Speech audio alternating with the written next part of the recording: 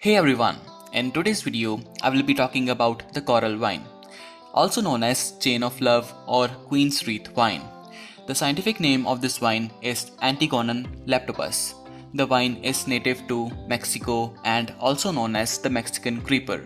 It bears pink-white flowers and heart-shaped leaves.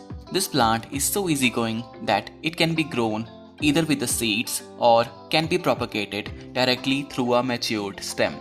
Hey everyone, my name is Parth and in this episode we will talk about this beautiful creeper known as coral vine. Coral vine is a perennial plant that remains green throughout the year except in winters. In winter season, it completely goes into its resting stage, so you won't see any growth at that point in time. So let's talk about the best soil type for coral vines. Coral vine will grow in almost any soil type. It is not very choosy in terms of soil. Just make sure whatever soil you are using, it should be well drained from time to time. Sunlight. Coral vine needs good sunlight, so be sure to position this plant where it can get at least 6 hours of direct sunlight per day. If your location gets less sun, then you won't get good results in terms of flowering. Water requirements. Coral vine is a self-sufficient and drought-tolerant plant. If growing directly in the ground, then you don't have to worry too much. Give thorough watering in its initial stage, and once established, it will hardly require any special attention in terms of water. But if you're growing it in a container, then let the topsoil dry out completely and give it a nice water at that time. Height. If you want to train your coral vine vertically, then it can easily reach up to 40 feet in height. Or you can also use this plant as a ground cover. But if you want to save your other plants from it, then keep it controlled and shape it as per your requirements. Propagation.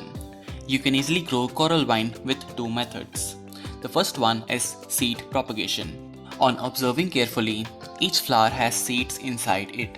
You can use dried seed to grow a new plant. If the seed is still green in color, then wait until it has become brown. Otherwise, green seeds will not germinate. The second one is by growing it directly with its tuber.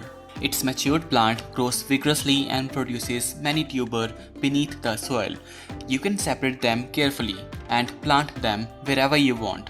Pruning. Pruning is very important for this vine.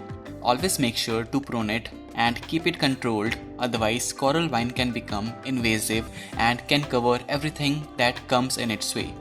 Warnings.